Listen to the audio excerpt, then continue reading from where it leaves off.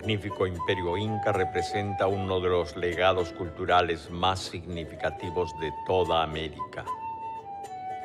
Los incas fueron los artífices de una de las mayores civilizaciones que se desarrollaron sobre el altiplano andino entre el siglo XIII y el XVI. El Valle Sagrado, situado en los Andes peruanos dentro de la región de Cusco, fue considerado el corazón de esta civilización gracias a sus cualidades geográficas y climáticas. Poder ahondar en la historia que hemos heredado enriquece nuestra capacidad de reflexionar acerca de nuestra identidad latinoamericana y futura.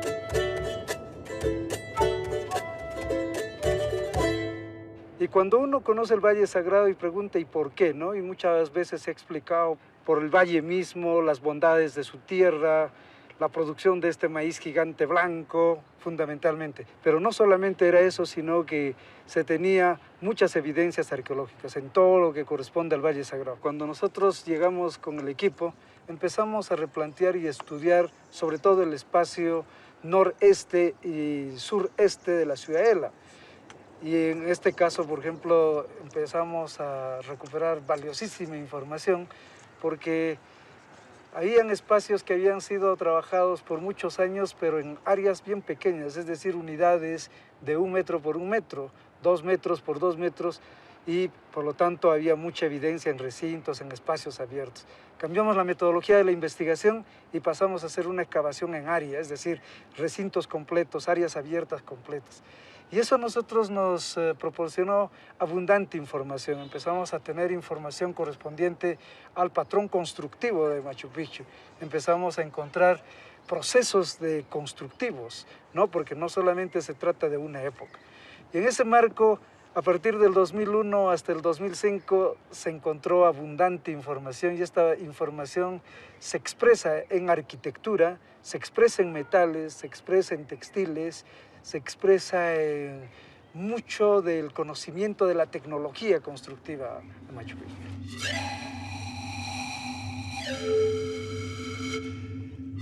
Cuando llegan los incas a Machu Picchu, tenían un conocimiento cabal de su territorio, es decir, que van a poder determinar este grave, se llama un grave a una especie de montura que existe entre la gran montaña Machu Picchu y el Huayna Picchu, es un grave geológico que en su época estuvo cubierto de un gran bosque. Llegan los incas, desbrozan el bosque, es decir, desaparecen y va a aparecer lo que se denomina el caos granítico, es decir, esa formación de bloques informes que cubrían toda la montaña y va a comenzar el proceso de la transformación, es decir, se va a comenzar a construir Machu Picchu de abajo hacia arriba, se va a levantar un muro, se construye la terraza, otro muro, terraza, muro, terraza. Cuando se tiene ya protegida la montaña, recién se va a determinar las funciones y las actividades, es decir, para una función qué tipo de recinto, para cuál función otro recinto. Pero lo interesante es decir, cuando hablamos que se construye de abajo hacia arriba, lo interesante es que el material viene de arriba hacia abajo, es decir, es la forma, la técnica más sencilla, es decir, bajar bloques en vez de subirlos, es decir, para construir ese primer muro vienen los bloques de abajo, de arriba hacia abajo, y todo el material de cantería, de desecho, se va llenando dentro de las terrazas y así vamos a tener la montaña terrazada y después, bueno, la construcción de la misma ciudad. Los incas desarrollaron un estilo altamente funcional de arquitectura pública que se distinguió principalmente por sus técnicas avanzadas de planificación territorial y su construcción en piedra. Otros logros destacables en su arquitectura incluyen los extensos caminos empedrados y a altura, que comunicaban la variada geografía andina. La arquitectura inca fue, además de una decisión constructiva o monumental, un acto simbólico de apropiación de la tierra. Bueno, simbólicamente cuando uno aprecia el monumento, uno observa, es un sitio muy importante. Yo creo que esto fue construido en homenaje a los dioses, porque es un lugar en donde encuentras 12, 13 y quizás más santuarios, es decir, pequeños centros ceremoniales que en determinada época del año toma vigencia y fuerte. Es como hoy día comparar con un cargo de un santo, que es en el mes de octubre, y en octubre hay 2 fiestas, y en noviembre hay 5, y en diciembre otras. Igual en Machu Picchu funcionaba. Y esto no es porque se me ocurre simplemente, sino que producto de las excavaciones hemos encontrado muchos estratos de material cultural, fundamentalmente por cerámica, que denota épocas de ocupación. Entonces Machu Picchu resulta siendo un centro ceremonial muy importante, pero al mismo tiempo también es estratégicamente construido un lugar administrativo. Con el equipo hemos podido identificar 8 caminos, y estos 8 caminos sirven de entrada, sirven de salida, ¿no? Lo cual es fabuloso. ¿Qué significa caminos? Significa desarrollo, significa contacto, ¿no? Y eso es lo que se hizo. Hoy día, en estos tiempos, ¿qué pasa? ¿Por qué hay TLC? ¿Por qué hay tratados de... No, todo es intercambio de productos, ¿no es cierto? Es los recursos para mejorar la economía de un lugar a otro. En la época inca era igual. De Cusco, por ejemplo, yo digo, uno de los productos fabulosos que ingresó hacia allá es el maíz, la papa deshidratada, la carne deshidratada y un producto especial, la sal, ¿no es cierto? Y en cambio de la selva que viene plantas medicinales, todo ello, pero también elementos importantes como las plumas, el oro, la plata y el ají, ¿no es cierto? Aparentemente el ají y la sal no significan nada, pero son elementos únicos, yo creo, para la culinaria de tiempos pasados y hoy día, ¿no? Que le dan sentido al sabor, al gusto, ¿no? El trueque fue un sistema mediante el cual la población andina del Tahuantinsuyo intercambiaba entre sí sus productos tanto agrícolas como ganaderos. No se efectuaba con el fin de obtener ganancias o acumular riquezas. Se trataba solo de hacer circular los productos o bienes destinados al consumo con el objeto de satisfacer las necesidades familiares. Pero la clave de este sistema tuvo que ver con que los incas se preocuparon por tener buenas vías de comunicación y por ello se dedicaron a construir a lo largo y ancho una compleja red de caminos que enriqueció el intercambio. En cuanto se refiere a la infraestructura vial, fue uno de los grandes aportes que permitió el desarrollo. Nosotros conocemos, por ejemplo, la información que estuvo en los 5 países, ¿no es cierto? Argentina, Chile, Bolivia, Ecuador, Perú. Pero hoy día tenemos información en Colombia. Pero hoy día está apareciendo información en Brasil, ¿no es cierto? Y nos van a dar sorpresas. Vamos a tener probablemente conexión con Panamá, porque el Spondylus aparece también ahí, ¿no es cierto? ¿Cuáles fueron las rutas? Pero definitivamente la red vial en la época inca fue eje fundamental para poder desarrollar. Porque sin caminos tú no puedes avanzar. Más aún cuando tú tienes este territorio tan difícil, agreste, en donde estás de repente a nivel del mar y de un momento a otro te elevas a 1000, 2000, 3000, 4000 y casi los 5000 metros de altura, ¿no? Como es el paso, digamos, en camino inca de Huarmihuañusca o cerca al Salcantay. Entonces, definitivamente, eso fue así. El poderoso imperio inca conquistó rápidamente vastos territorios, convirtiéndose en el dominio más extenso en la historia de la América precolombina. El camino del Inca logró comunicar enormes distancias vinculando ciudades de la costa con las de la sierra. Partiendo de Cusco como centro político y cósmico, este sistema enlazó las 4 regiones del Tahuantinsuyo, el Chinchaysuyo, el Kuntisuyo, el Antisuyo y el más extenso, el Joyasuyo. Cuando tú tienes excedente y por eso que el conocimiento de la infraestructura agrícola en la época inca es fabuloso, al haber excedente tú quieres, ¿no es cierto?, intercambiar con otros productos. El excedente dio lugar a que se expandieran a otros lugares, dio lugar a que exploren, conozcan y en ese tránsito someter también a otras etnias, a otros grupos. Los incas pues no son del todo, ¿no es cierto?, una sociedad tranquila. Cuando hay expansión y control siempre hay fuerza. Ahora, ¿qué tipo de fuerza? Eso está por verse. Pero en la sociedad Wari, que es anterior a lo inca, podemos ver nosotros que son sociedades que usan la fuerza, que hay el instrumento de elementos de armas, vamos a decir, que se están utilizando y en buen porcentaje, ¿no? Hay cosas que podemos nosotros indudablemente en buen porcentaje favorecer y reconocer, pero también hay cosas, por ejemplo, como el sacrificio de niños, que solo ellos entendían, ¿no es cierto?, el alto nivel de significado que tenía y que en tiempos modernos nosotros nunca lo aceptaríamos, ¿no? Pero era una sociedad pues con su propia organización, su propia planificación, sus propias costumbres. Para la época yo creo que fue un alto nivel de organización, un alto nivel de planificación, ¿no? Al construir esta red de caminos, los incas reclamaron derechos exclusivos sobre numerosas rutas tradicionales, incluyendo aquellas que se habían trazado muchos siglos antes. La vialidad imperial es considerada como un símbolo omnipresente de poder y autoridad. Pachacamac fue el principal santuario de la costa central durante más de 1000 años. Sus templos eran visitados por multitudes de peregrinos. Pachacamac era considerado un oráculo capaz de predecir el futuro y controlar los movimientos de la tierra. Aquí estamos en Pachacamac y Pachacamac estamos en el Valle del Urín, a 30 kilómetros al sur de Lima.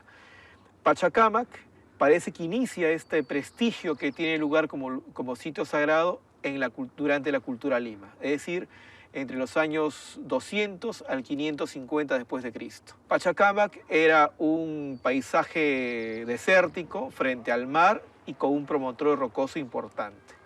Para las sociedades andinas, los lugares sagrados se relacionan a los accidentes geográficos o algo que llama la atención frente al paisaje árido o frente a una montaña o un valle. Son las montañas los que tienen un carácter sagrado. En Pachacamac, de acuerdo a los conceptos andinos religiosos, combina la presencia de islas que son sagradas, el mar que también es un dios, el río que se une con el mar y un promontorio rocoso sagrado. Es decir, muchos elementos sagrados de la sociedad andina se reúnen en un solo espacio, y eso es Pachacamac. Los incas llegan al santuario de Pachacamac primeramente como peregrinos. Como peregrinos porque a pesar que ellos estaban en franco proceso de desarrollo en la sierra, ellos respetaban los lugares o sociedades que tenían poder. El poder de Pachacamac no era militar, el poder de Pachacamac era religioso. Pachacamac era el lugar donde vivían los dioses. Era como una especie de Olimpo, ¿no? El monte del Olimpo, donde los dioses griegos vivían. Algo similar ocurría aquí en la costa de Lima. El centro de Pachacamac era habitado por el dios Pachacamac, cuyo nombre original era Ichma, que era el nombre que le daban a esta región. Ichma decían que era el dios más poderoso de toda la costa, cuyo solo movimiento en la cabeza producía grandes terremotos, y si él llegara a caminar, el mundo desaparecería. Los incas llegan a Pachacamac aproximadamente el año de 1470, ¿no? Cuando se produce la conquista a la costa central. Pero esta conquista es un encuentro entre los sacerdotes de Pachacamac y los representantes del Inca. Conversan y los sacerdotes le dicen a los incas que aceptan que los incas se queden en Pachacamac a cambio de que les construyan un templo a Pachacamac en un valle cercano que es Mala, otro en el rico valle de Chincha, un poco más al sur, y otro templo a Pachacamac en la Sierra Sur, en la zona de Huancavelica. A partir de eso, los incas entran a dominar el santuario, pero respetando siempre el templo y a los sacerdotes de Pachacamac. Los incas, cuando conquistan una región, los convierten en llamados nuevos Cuscos, aquellas regiones que son importantes. Estos nuevos Cuscos significa que trasladan a esos lugares las instituciones más importantes que hay en Cusco, tales como la cancha o el patio principal para las reuniones, el Templo del Sol, un Acyahuasi o lugar de las mujeres escogidas, la Cayanca, y imponen a su administrador inca en la zona. Con el tiempo, los incas dominaron cerca de 400 tribus y pueblos. En cada una de estas conquistas trasladaban las instituciones más importantes que había en Cusco, tales como la cancha, que consistía en un cerco rectangular dispuesto simétricamente alrededor de un patio central para las reuniones, la Callanca, un enorme recinto que aparecía cerca de las grandes plazas, con lo cual se supone pudo estar vinculado a actividades ceremoniales y de hospedaje. La Yahuasi, conformada por edificios residenciales en donde las mujeres especializadas en actividades productivas estaban obligadas a prestar servicios laborales al Estado. Y por último, el Templo del Sol, el cual se construía a la mayor altitud posible para poder llegar a contemplar el cielo más de cerca.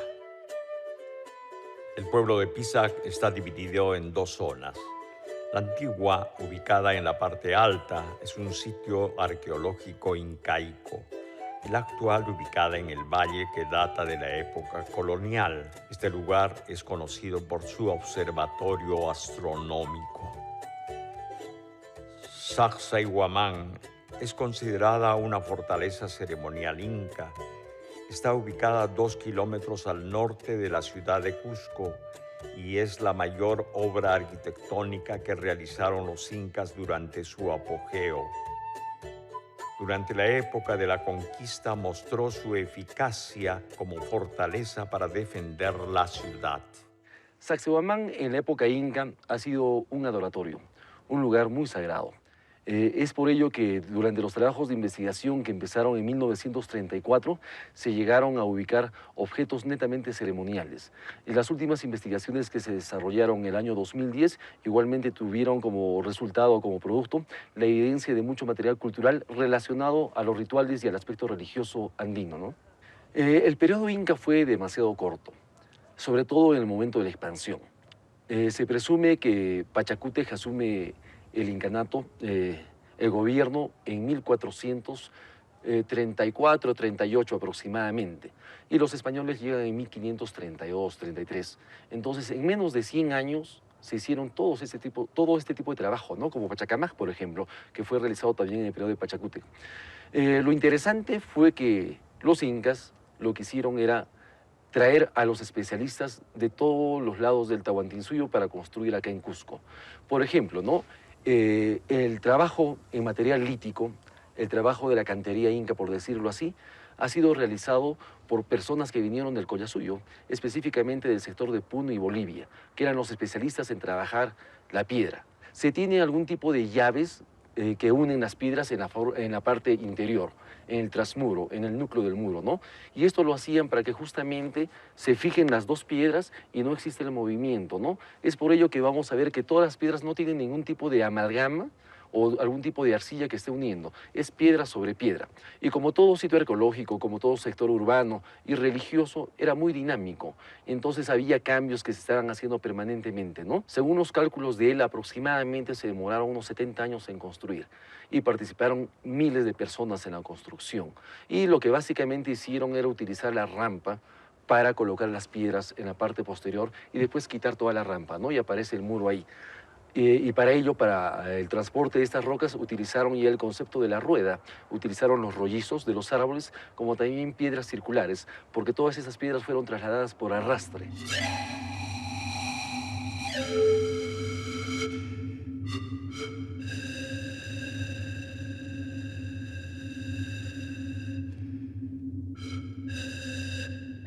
Nosotros planteamos, mientras haya una conservación permanente, es decir, tratamiento de pisos, cabeceras de muro, inclinación en los pisos para que no haya la infiltración del agua, porque si hay infiltración en el agua se crean concavidades y al crearse concavidades puede haber asentamientos de las estructuras. Mientras no se dé este tipo de asentamientos y no haya vegetación dentro del monumento, vamos a tener Machu Picchu para muchos años y para los peruanos y en especial para los cusqueños, para nosotros se nos va a acabar el gas, el petróleo, los recursos, 40, 50 años, pero mientras Machu Picchu esté bien conservado vamos a tener, y es el desafío de nuestra generación y de las generaciones venideras, tener un Machu Picchu para los hijos de nuestros hijos.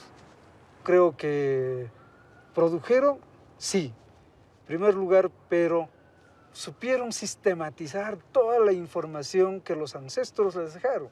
El Cusco, por ejemplo, no es de los incas. El Cusco es de culturas del precerámico. 5000 años antes de Cristo, en el Cusco estaban próximamente, hay sociedades, si así los vamos a llamar, de cazadores, recolectores. Pero después, 1000 años antes de Cristo, ya aldeas en Marcavalla, aquí al Cusco, o en el actual barrio de Santana, que era Chanapato. Y así sucesivamente, y en el horizonte medio, que es el año entre 500 años después de Cristo al 900 años, ahí se desarrolló una arquitectura bien planificada que solamente se puede comparar con lo inca, que fue lo Huari. Todo ese conocimiento fue acumulando y acumulando, y entonces cuando uno llega a la época inca y empieza a ver este tipo de arquitectura, en donde hay una precisión de ensamble, en donde hay trazos, diseños, inclinaciones, hay todo un factor de conocimiento estructural de las fuerzas, entonces pues eso no se llama solamente acumulación de conocimiento, sino se llama, ¿no es cierto?, transformar los datos básicos en datos más complejos.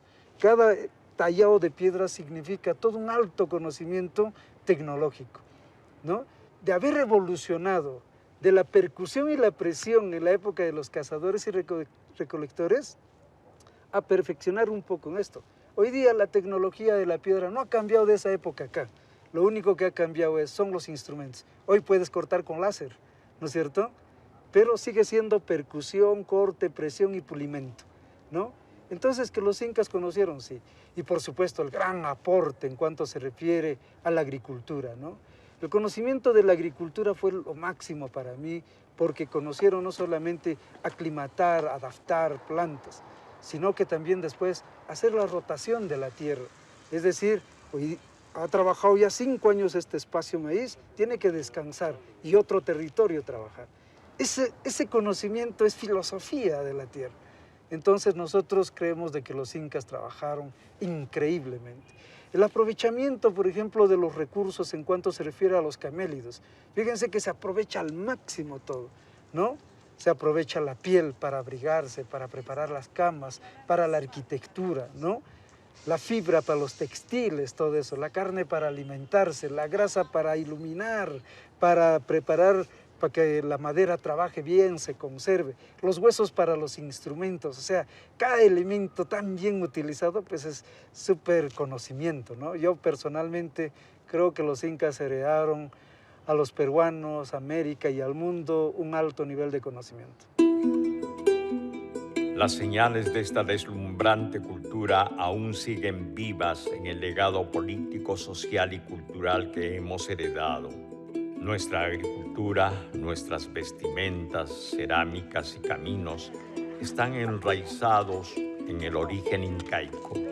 Son entidades vivas que nos permiten dialogar con nuestro pasado. La cualidad de extraer lo mejor de todas las manifestaciones culturales previas y perfeccionarlas ha sido la gran sabiduría con que los incas se han destacado a lo largo de la historia. Está en nosotros ahora reflexionar sobre las bases de sus conocimientos para tener la capacidad de reconocer nuestro pasado, pero sobre todo para comprender y profundizar nuestro presente.